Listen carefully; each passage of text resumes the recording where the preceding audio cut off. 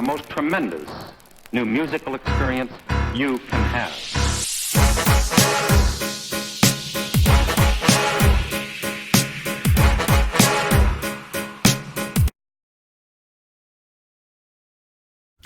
Hey yo, what's up y'all? It's Logan, and I'm here bringing you this review to this new surprise project by Earl Sweatshirt called Feet of Clay.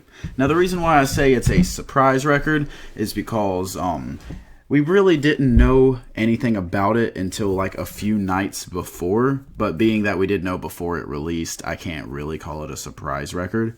But yeah, this project was relatively unheard of before the night it did come out.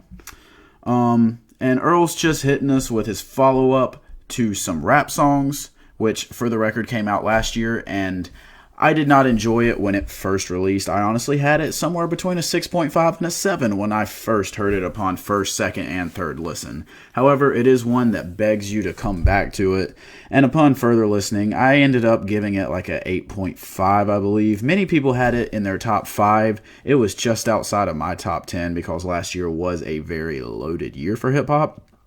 But nonetheless, it was a great project.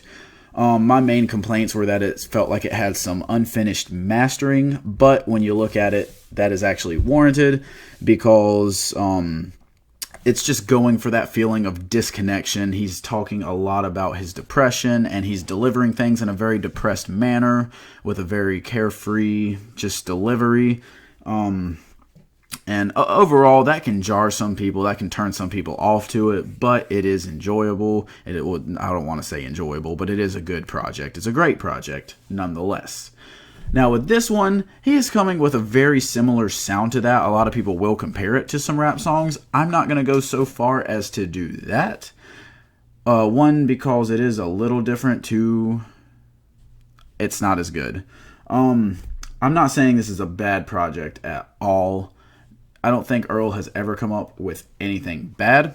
He is one of the best and most technical artists, especially whenever it comes to his lyricism, and he's hitting you with that in this project as well. He has a lot of great lyricism, a lot of great bars that you can hear if you go check out the project. Every single song has a lot of great bars on it. But the problem with this project that I have is the same problem that I had with some rap songs, in that a lot of the mastering seems unfinished and rather unprofessional for someone with as many resources as he has, if I'm being totally honest. And while that worked with some rap songs because of the depressive manner of it, and this does have a depressive manner as well, and some content in it is more depressive, it's just hard to deal with two straight projects like this, especially when the other one was of such a higher quality, if I'm being totally honest, with a much more focused theme throughout, whereas this one doesn't have quite as much of a focus. Now, I will say it is only a 7 songs long, I believe. Yes, 7 songs and 15 minutes. So it's a very quick listen. It's not one that's really going to pain you to get through. However, there were multiple times where I found myself like wanting to skip certain songs, specifically the song East, where he's hitting you with some good bars. It's not on his part that he's failing, although he is, again, delivering very almost lazy line, well, not lazy lines, but a lazy delivery. In a sense, it's that standard Earl Sweatshirt delivery. But the beat here, it's just messy.